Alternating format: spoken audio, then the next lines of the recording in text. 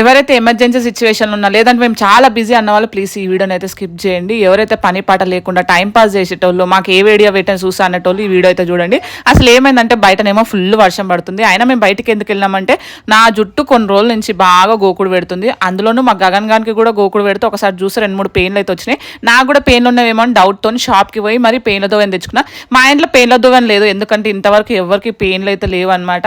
నాకు ఎప్పుడో చిన్నప్పుడు స్కూల్లో పెయిన్లు ఉండేవి, ఎందుకంటే ఈ స్కూల్లో ఫ్రెండ్స్ ఉంటారు కదా వాళ్ళకు ఉండేవి, వాళ్ళ నుంచి ఎక్కేటివి అనమాట. ఇప్పటికి ఫైనల్గా దగ్గర ఒక 10 ఇయర్స్ తర్వాత నా నెత్తిలో పెయిన్లు అయితే వచ్చినాయి. ఉన్నాయో లేదో డౌట్తో దువ్వినో లేదో ఎన్ని గణం పెయిన్లు అంటే బాబోయ్ వస్తూనే ఉన్నాయి. నేనైతే షాక్ అయినా, నా జుట్టులో గిన్నిగానం పెయిన్లు ఉండేదే పిల్క గిన్నిగానం మేడికించి వచ్చినాయని షాక్ అవుతున్నా.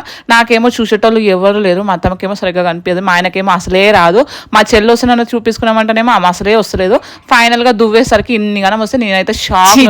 ఈ పెయిన్లు కూడా దూకునేది కూడా చూపిస్తారని అనుకుంటున్నారు కదా. నేను ఎందుకు చూపిస్తున్నా అంటే నాకు ఈ మధ్య బాగా జుట్టులో పెయిన్లు ఎక్కువ అయిపోయినాయి, ఒకటే గోకుడు పెడుతుంది. ఆ పెయిన్లు పోవడానికి మీకు ఏమైనా టిప్పు తెలిస్తే చెప్తారేమో అని చెప్తున్నా, అంతేగాని నా ఇజ్జత్ తీసుకోవడానికి అయితే చెప్తలేను. ఇక్కడ నేను దూకుంటుంటే నా నెత్తులకించి పెయిన్లు వస్తుంటే మా గగన్ గాడు అశ్విక్ గానికి ఏం అర్థమైందో చీచి అంటారు.